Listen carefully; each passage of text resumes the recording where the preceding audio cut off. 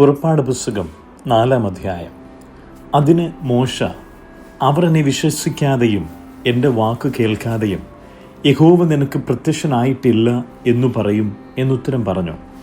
യഹോവ അവനോട്, നിന്റെ കയ്യിൽ ഇരിക്കുന്നത് എന്ത് എന്ന് ചോദിച്ചു. ഒരു വടി എന്നവൻ പറഞ്ഞു. അത് നിലത്തിടുക എന്ന് കൽപ്പിച്ചു. അവൻ നിലത്തിട്ടു. അതൊരു സർപ്പമായി തീർന്നു.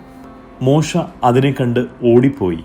യഹോവ മോശയോട്, നിന്റെ കൈ നീട്ടി അതിനെ വാലിന് പിടിക്കുക എന്ന് കൽപ്പിച്ചു. അവൻ കൈ നീട്ടി അതിനെ പിടിച്ചു. അതവൻ്റെ കയ്യിൽ വടിയായി തീർന്നു. ഇതു അബ്രഹാമിൻ്റെ ദൈവവും ഇസഹാക്കിൻ്റെ ദൈവവും യാക്കോബിൻ്റെ ദൈവവുമായി അവരുടെ പിതാക്കന്മാരുടെ ദൈവമായ യഹോവ നിനക്ക് പ്രത്യക്ഷനായി എന്ന് അവർ വിശ്വസിക്കേണ്ടതിന് ആകുന്നു. യഹോവ പിന്നെയും അവനോട്, നിന്റെ കൈ മാർവിടത്തിലിടുക എന്ന് കൽപ്പിച്ചു. അവൻ കൈ മാർവിടത്തിലിട്ടു. പുറത്തെടുത്തപ്പോൾ കൈ ഹിമം പോലെ വെളുത്ത് കുഷ്ഠമുള്ളതായി കണ്ടു. നിന്റെ കൈ വീണ്ടും മാർവിടത്തിലിടുക എന്ന് കൽപ്പിച്ചു. അവൻ കൈ വീണ്ടും മാർവിടത്തിലിട്ടു. മാർവിടത്തിൽ നിന്ന് പുറത്തെടുത്തപ്പോൾ അത് വീണ്ടും അവൻ്റെ മറ്റേ മാംസം പോലെ ആയി കണ്ടു. എന്നാൽ അവർ വിശ്വസിക്കാതെയും ആദ്യത്തെ അടയാളം അനുസരിക്കാതെയും ഇരുന്നാൽ അവർ പിന്നത്തെ അടയാളം വിശ്വസിക്കും. ഈ രണ്ടടയാളങ്ങളും അവർ വിശ്വസിക്കാതെയും നിന്റെ വാക്കു കേൾക്കാതെയും ഇരുന്നാൽ നീ നദിയിലെ വെള്ളം കോരി ഉണങ്ങിയ നിലത്ത് ഒഴിക്കണം. നദിയിൽ നിന്ന് കോരിയ വെള്ളം ഉണങ്ങിയ നിലത്ത് രക്തമായി തീരും. മോശ യഹോവയോട്, കർത്താവേ, മുമ്പേ തന്നെയും നീ അടിയനോട് സംസാരിച്ച ശേഷവും ഞാൻ വാക്സാമർത്ഥ്യമുള്ളവനല്ല, ഞാൻ വിക്കനും തടിച്ചു നാവുള്ളവനുമാകുന്നു എന്ന് പറഞ്ഞു. അതിന് യഹോവ അവനോട്, മനുഷ്യന് വായി കൊടുത്തത് ആർ? അല്ല, ഊമനെയും ചെകിടിനെയും കാഴ്ചയുള്ളവനെയും കുരുടനെയും ഉണ്ടാക്കിയത് ആർ? യഹോവയായ ഞാനല്ലയോ? ആകയാൽ നീ ചൊല്ലുക, ഞാൻ നിന്റെ വായോട് കൂടെ ഇരുന്ന് നീ സംസാരിക്കേണ്ടത് നിനക്ക് ഉപദേശിച്ചു തരും എന്നരുളി ചെയ്തു. എന്നാൽ അവൻ, കർത്താവേ, നിനക്ക് ബോധിച്ചു മറ്റാരെയെങ്കിലും അയക്കണമേ എന്ന് പറഞ്ഞു. അപ്പോൾ യഹോവയുടെ കോപം മോശയുടെ നേരെ ജ്വലിച്ചു. അവൻ അരുളി ചെയ്തു, ലേവ്യനായ അഹരോൻ നിന്റെ സഹോദരനല്ലയോ? അവന് നല്ലവണ്ണം സംസാരിക്കാമെന്ന് ഞാൻ അറിയുന്നു. അവൻ നിന്നെ എതിരേൽപ്പാൻ പുറപ്പെട്ടു വരുന്നു. നിന്നെ കാണുമ്പോൾ അവൻ ഹൃദയത്തിൽ ആനന്ദിക്കും. നീ അവനോട് സംസാരിച്ച് അവന് വാക്ക് പറഞ്ഞു കൊടുക്കണം. ഞാൻ നിന്റെ വായോടും അവൻ്റെ വായോടും കൂടെ ഇരിക്കും. നിങ്ങൾ ചെയ്യേണ്ടുന്നത് ഉപദേശിച്ചു തരും. നിനക്ക് പകരം അവൻ ജനത്തോട് സംസാരിക്കും. അവൻ നിനക്ക് വായായിരിക്കും. നീ അവന് ദൈവവുമായിരിക്കും. അടയാളങ്ങൾ പ്രവർത്തിക്കേണ്ടതിന് ഈ വടിയും നിന്റെ കയ്യിൽ എടുത്തുകൊള്ളുക. പിന്നെ മോശ തൻ്റെ അമ്മായപ്പനായ യിത്രോവിൻ്റെ അടുക്കൽ ചെന്ന് അവനോട്, ഞാൻ പുറപ്പെട്ട് മിസ്രയീമിലെ എൻ്റെ സഹോദരന്മാരുടെ അടുക്കൽ ചെന്ന് അവർ ജീവനോടിരിക്കുന്നുവോ എന്ന് നോക്കട്ടെ എന്ന് പറഞ്ഞു. യിത്രോ മോശയോട്, സമാധാനത്തോടെ പോക എന്ന് പറഞ്ഞു. യഹോവ മിദ്യാനിൽ വെച്ച് മോശയോട്, മിസ്രയീമിലേക്ക് മടങ്ങിപ്പോക, നിനക്ക് ജീവഹാനി വരുത്തുവാൻ നോക്കിയവർ എല്ലാവരും മരിച്ചുപോയി എന്ന് അരുളി ചെയ്തു. അങ്ങനെ മോശ തൻ്റെ ഭാര്യയെയും പുത്രന്മാരെയും കൂട്ടി കഴുതപ്പുറത്തു കയറ്റി മിസ്രയീം ദേശത്തേക്ക് മടങ്ങി. ദൈവത്തിൻ്റെ വടിയും മോശ കയ്യിലെടുത്തു. യഹോവ മോശയോട് അരുളി ചെയ്തത്, നീ മിസ്രയീമിൽ ചെന്നെത്തുമ്പോൾ ഞാൻ നിന്നെ ഭരമേൽപ്പിച്ചിട്ടുള്ള അത്ഭുതങ്ങളൊക്കെയും ഫറവോൻ്റെ മുമ്പാകെ ചെയ്യുവാൻ ഓർത്തുകൊള്ളുക. എന്നാൽ അവൻ ജനത്തെ വിട്ടയക്കാതിരിപ്പാൻ ഞാൻ അവൻ്റെ ഹൃദയം കഠിനമാക്കും. നീ ഫറവോനോട്, യഹോവ ഇപ്രകാരം അരുളി ചെയ്യുന്നു, ഇസ്രയേൽ എൻ്റെ പുത്രൻ, എൻ്റെ ആദ്യജാതൻ തന്നെ. എനിക്ക് ശുശ്രൂഷ ചെയ്യുവാൻ എൻ്റെ പുത്രനെ വിട്ടയക്കണമെന്ന് ഞാൻ നിന്നോട് കൽപ്പിക്കുന്നു. അവനെ വിട്ടയപ്പാൻ സമ്മതിക്കുന്നില്ലെങ്കിൽ ഞാൻ നിൻ്റെ പുത്രനെ, നിൻ്റെ ആദ്യജാതനെ തന്നെ കൊന്നുകളയും എന്ന് പറക. എന്നാൽ വഴിയിൽ സത്രത്തിൽ വെച്ച് യഹോവ അവനെ എതിരിട്ടു, കൊല്ലുവാൻ ഭാവിച്ചു. അപ്പോൾ സിപ്പോര ഒരു കൽക്കത്തി എടുത്ത് തൻ്റെ മകൻ്റെ അഗ്രചർമ്മം ഛേദിച്ചു അവൻ്റെ കാൽക്കൽ ഇട്ടു. നീ എനിക്ക് രക്തമണവാളൻ എന്ന് പറഞ്ഞു. ഇങ്ങനെ അവൻ അവനെ വിട്ടൊഴിഞ്ഞു. ആ സമയത്താകുന്നു അവൾ പരിച്ഛേദന നിമിത്തം രക്തമണവാളൻ എന്ന് പറഞ്ഞത്. എന്നാൽ യഹോവ അഹരോനോട്, നീ മരുഭൂമിയിൽ മോശയെ എതിരേൽപ്പാൻ ചെല്ലുക എന്ന് കൽപ്പിച്ചു. അവൻ ചെന്നു ദൈവത്തിൻ്റെ പർവ്വതത്തിങ്കൽ വെച്ച് അവനെ എതിരേറ്റു, ചുംബിച്ചു. യഹോവ തന്നെ ഏൽപ്പിച്ചയച്ച വചനങ്ങളൊക്കെയും തന്നോട് കൽപ്പിച്ച അടയാളങ്ങളൊക്കെയും മോശ അഹരോനെ അറിയിച്ചു. പിന്നെ മോശയും അഹ്റോനും പോയി ഇസ്രായേൽ മക്കളുടെ മൂപ്പന്മാരെയൊക്കെയും കൂട്ടിവരുത്തി. യഹോവ മോശയോട് കൽപ്പിച്ച വചനങ്ങളെല്ലാം അഹ്റോൻ പറഞ്ഞു കേൾപ്പിച്ചു. ജനം കാൺകെ ആ അടയാളങ്ങളും പ്രവർത്തിച്ചു. അപ്പോൾ ജനം വിശ്വസിച്ചു.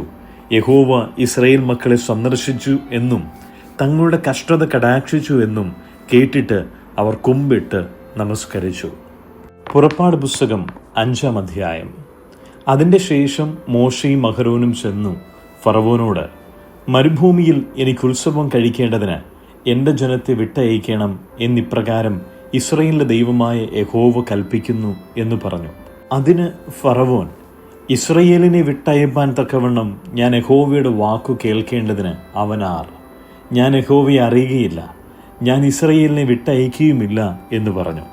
അതിനവർ, എബ്രായരുടെ ദൈവം ഞങ്ങൾക്ക് പ്രത്യക്ഷനായി വന്നിരിക്കുന്നു. അവൻ മഹാമാരിയാലോ വാളാലോ ഞങ്ങളെ ദണ്ഡിപ്പിക്കാതിരിക്കേണ്ടതിന് ഞങ്ങൾ 3 ദിവസത്തെ വഴി മരുഭൂമിയിൽ പോയി ഞങ്ങളുടെ ദൈവമായ യഹോവയ്ക്ക് യാഗം കഴിക്കട്ടെ എന്ന് പറഞ്ഞു. മിസ്രയീം രാജാവ് അവരോട്, മോശെ, അഹരോനെ, നിങ്ങൾ ജനങ്ങളെ വേല മെനക്കെടുത്തുന്നത് എന്ത്? നിങ്ങളുടെ ഊഴിയ വേലയ്ക്ക് പോകുവിൻ എന്ന് പറഞ്ഞു. ദേശത്ത് ജനം ഇപ്പോൾ വളരെയാകുന്നു, നിങ്ങൾ അവരെ അവരുടെ ഊഴിയ വേല മെനക്കെടുത്തുന്നു എന്നും ഫറവോൻ പറഞ്ഞു.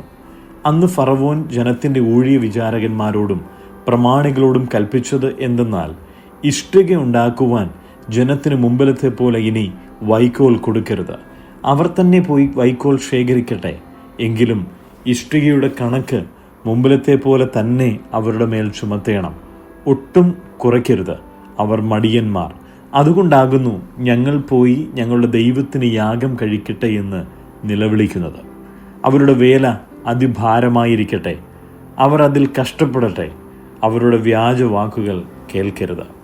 അങ്ങനെ ജനത്തിൻ്റെ ഊഴിയ വിചാരകന്മാരും പ്രമാണികളും ചെന്ന് ജനത്തോട്, നിങ്ങൾക്ക് വൈക്കോൽ തരികയില്ല, നിങ്ങൾ തന്നെ പോയി കിട്ടുന്നിടത്തു നിന്ന് വൈക്കോൽ ശേഖരിപ്പിൻ, എങ്കിലും നിങ്ങളുടെ വേലയിൽ ഒട്ടും കുറയ്ക്കുകയില്ല എന്ന് ഫറവോൻ കൽപ്പിക്കുന്നു എന്ന് പറഞ്ഞു.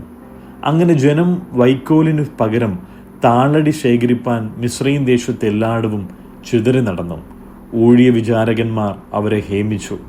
വൈക്കോൽ കിട്ടി വന്നപ്പോൾ, ഉള്ളതിന് ശരിയായി നിങ്ങളുടെ നിത്യവേല ദിവസവും തികയ്ക്കണം എന്നു പറഞ്ഞു. ഫറവോന്റെ ഊഴിയ വിചാരകന്മാർ ഇസ്രായേൽ മക്കളുടെ മേലാക്കിയിരുന്ന പ്രമാണികളെ അടിച്ചു. നിങ്ങൾ ഇന്നലെയും ഇന്നും മുമ്പിലത്തെ പോലെ ഇഷ്ടിക തികയ്ക്കാഞ്ഞത് എന്ത് എന്ന് ചോദിച്ചു. അതുകൊണ്ട് ഇസ്രായേൽ മക്കളുടെ പ്രമാണികൾ ചെന്ന് ഫറവോനോട് നിലവിളിച്ചു, അടിയങ്ങളോട് ഇങ്ങനെ ചെയ്യുന്നത് എന്ത്? അടിയങ്ങൾക്ക് വൈക്കോൽ തരാതെ ഇഷ്ടിക ഉണ്ടാക്കുവിൻ എന്നവർ പറയുന്നു. അടിയങ്ങളെ തല്ലുന്നു. അത് നിന്റെ ജനത്തിന് പാപമാകുന്നു എന്ന് പറഞ്ഞു. അതിനവൻ, മടിയന്മാരാകുന്നു നിങ്ങൾ, മടിയന്മാർ. അതുകൊണ്ട് ഞങ്ങൾ പോയി യഹോവയ്ക്ക് യാഗം കഴിക്കട്ടെ എന്ന് നിങ്ങൾ പറയുന്നു. പോയി വേല ചെയ്വിൻ, വൈക്കോൽ തരികയില്ല. ഇഷ്ടിക കണക്ക് പോലെ ഏൽപ്പിക്കണം താനും എന്ന് കൽപ്പിച്ചു. ദിവസം തോറുമുള്ള ഇഷ്ടിക കണക്കിൽ ഒന്നും കുറയ്ക്കരുത് എന്ന് കൽപ്പിച്ചപ്പോൾ തങ്ങൾ വിഷമത്തിലായി എന്ന് ഇസ്രായേൽ മക്കളുടെ പ്രമാണികൾ കണ്ടു. അവർ ഫറവോനെ വിട്ട് പുറപ്പെടുമ്പോൾ മോശയും അഹരോനും വഴിയിൽ നിൽക്കുന്നത് കണ്ടു. അവരോട്, നിങ്ങൾ ഫറവോന്റെയും അവൻ്റെ ഭൃത്യന്മാരുടെയും മുമ്പാകെ ഞങ്ങളെ നാറ്റി, ഞങ്ങളെ കൊല്ലുവാൻ അവരുടെ കയ്യിൽ വാൾ കൊടുത്തതുകൊണ്ട് യഹോവ നിങ്ങളെ നോക്കി ന്യായം വിധിക്കട്ടെ എന്ന് പറഞ്ഞു. അപ്പോൾ മോശ യഹോവയുടെ അടുക്കൽ ചെന്ന്, കർത്താവേ, നീ ഈ ജനത്തിന് ദോഷം വരുത്തിയത് എന്ത്? നീ എന്നെ അയച്ചത് എന്തിന്? ഞാൻ നിന്റെ നാമത്തിൽ സംസാരിപ്പാൻ ഫറവോന്റെ അടുക്കൽ ചെന്നതു മുതൽ അവൻ ഈ ജനത്തോട് ദോഷം ചെയ്തിരിക്കുന്നു. നിന്റെ ജനത്തെ നീ വിടുവിച്ചതുമില്ല എന്നു പറഞ്ഞു. സങ്കീർത്തനങ്ങൾ 36. ദുഷ്ടന് തൻ്റെ ഹൃദയത്തിൽ പാപാദേശമുണ്ട്. അവൻ്റെ ദൃഷ്ടിയിൽ ദൈവഭയമില്ല. തൻ്റെ കുറ്റം തെളിഞ്ഞു വെറുപ്പായി തീരുകയില്ല എന്നിങ്ങനെ അവൻ തന്നോട് തന്നെ മധുരവാക്കു പറയുന്നു. അവൻ്റെ വായിലെ വാക്കുകൾ അകൃത്യവും വഞ്ചനയുമാകുന്നു. ബുദ്ധിമാനായിരിക്കുന്നതും നന്മ ചെയ്യുന്നതും അവൻ വിട്ടുകളഞ്ഞിരിക്കുന്നു. അവൻ തൻ്റെ കിടക്കമേൽ അകൃത്യം ചിന്തിക്കുന്നു. കൊള്ളരുതാത്ത വഴിയിൽ അവൻ നിൽക്കുന്നു. ദോഷത്തെ വെറുക്കുന്നതുമില്ല. യഹോവേ, നിന്റെ ദയ ആകാശത്തോളവും നിന്റെ വിശ്വസ്തത മേഘങ്ങളോളവും എത്തുന്നു. നിന്റെ നീതി ദിവ്യപർവ്വതങ്ങളെപ്പോലെയും നിന്റെ ന്യായവിധികൾ വലിയ ആഴിയെപ്പോലെയും ആകുന്നു. യഹോവേ, നീ മനുഷ്യരെയും മൃഗങ്ങളെയും രക്ഷിക്കുന്നു. ദൈവമേ, നിന്റെ ദയ എത്ര വിലയേറിയത്! മനുഷ്യപുത്രന്മാർ നിന്റെ ചിറകിൻ നിഴലിൽ ശരണം പ്രാപിക്കുന്നു. നിന്റെ ആലയത്തിലെ പുഷ്ടി അവർ അനുഭവിച്ചു തൃപ്തി പ്രാപിക്കുന്നു. നിന്റെ ആനന്ദ നദി നീ അവരെ കുടിപ്പിക്കുന്നു. നിന്റെ പക്കൽ ജീവന്റെ ഉറവുണ്ടല്ലോ. നിന്റെ പ്രകാശത്തിൽ ഞങ്ങൾ പ്രകാശം കാണുന്നു. നിന്നെ അറിയുന്നവർക്ക് നിന്റെ ദയയും ഹൃദയ പരമാർത്ഥികൾക്ക് നിന്റെ നീതിയും ദീർഘമാക്കണമേ. ഡംഭികളുടെ കാൽ എൻ്റെ നേരെ വരരുതേ. ദുഷ്ടന്മാരുടെ കൈ എന്നെ ആട്ടിക്കളയരുതേ. ദുഷ്പ്രവർത്തിക്കാർ അവിടെ തന്നെ വീഴുന്നു. അവർ മറിഞ്ഞു വീഴുന്നു, എഴുന്നേൽപ്പാൻ കഴിയുന്നതുമില്ല. മത്തായിയുടെ സുവിശേഷം 28-ാം അധ്യായം. ശബത്ത് കഴിഞ്ഞു. ആഴ്ചവട്ടത്തിൻ്റെ 1-ാം ദിവസം വെളുക്കുമ്പോൾ മഗ്ദലക്കാരത്തി മറിയയും മറ്റേ മറിയയും കല്ലറ കാൺമാൻ ചെന്നു. പെട്ടെന്ന് വലിയൊരു ഭൂകമ്പം ഉണ്ടായി. കർത്താവിൻ്റെ ദൂതൻ സ്വർഗത്തിൽ നിന്ന് ഇറങ്ങി വന്നു. കല്ല് ഉരുട്ടി നീക്കി അതിന്മേൽ ഇരുന്നിരുന്നു. അവൻ്റെ രൂപം മിന്നലിന് ഒത്തതും അവൻ്റെ ഉടുപ്പ് ഹിമം പോലെ വെളുത്തതും ആയിരുന്നു. കാവൽക്കാർ അവനെ കണ്ടു പേടിച്ചു വിറച്ചു, മരിച്ചവരെ പോലെ ആയി. ദൂതൻ സ്ത്രീകളോട്, ഭയപ്പെടേണ്ട, ക്രൂശിക്കപ്പെട്ട യേശുവിനെ നിങ്ങൾ അന്വേഷിക്കുന്നു എന്ന് ഞാൻ അറിയുന്നു. അവനിവിടെയില്ല. താൻ പറഞ്ഞതുപോലെ ഉയർത്തെഴുന്നേറ്റു. അവൻ കിടന്ന സ്ഥലം വന്ന് കാൺമിൻ. അവൻ മരിച്ചവരുടെ ഇടയിൽ നിന്ന് ഉയർത്തെഴുന്നേറ്റു എന്ന് വേഗം ചെന്ന് അവൻ്റെ ശിഷ്യന്മാരോട് പറവിൻ. അവൻ നിങ്ങൾക്ക് മുമ്പേ ഗലീലയ്ക്ക് പോകുന്നു. അവിടെ നിങ്ങൾ അവനെ കാണും. ഞാൻ നിങ്ങളോട് പറഞ്ഞിരിക്കുന്നു എന്ന് പറഞ്ഞു.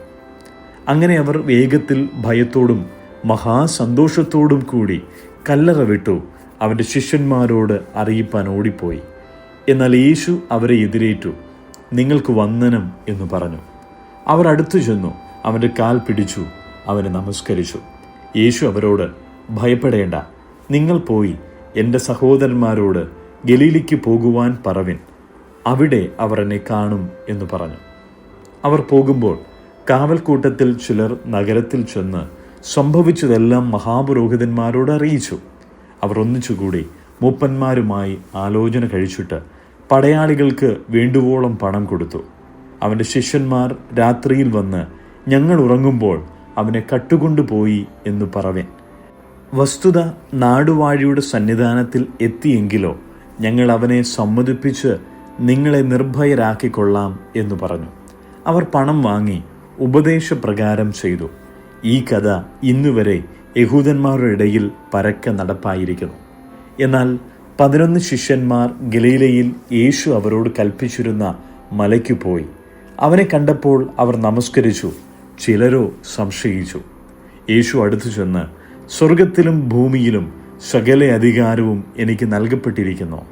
ആകയാൽ നിങ്ങൾ പുറപ്പെട്ട് പിതാവിൻ്റെയും പുത്രൻ്റെയും പരിശുദ്ധാത്മാവിൻ്റെയും നാമത്തിൽ സ്നാനം കഴിപ്പിച്ചും ഞാൻ നിങ്ങളോട് കൽപ്പിച്ചതൊക്കെയും പ്രമാണിപ്പാൻ തക്കവണ്ണം ഉപദേശിച്ചും കൊണ്ട് സകല ജാതികളെയും ശിഷ്യരാക്കിക്കൊള്ളുവിൻ. ഞാനോ ലോകാവസാനത്തോളം എല്ലാ നാളും നിങ്ങളോട് കൂടെയുണ്ട് എന്ന് അരുളി ചെയ്തു.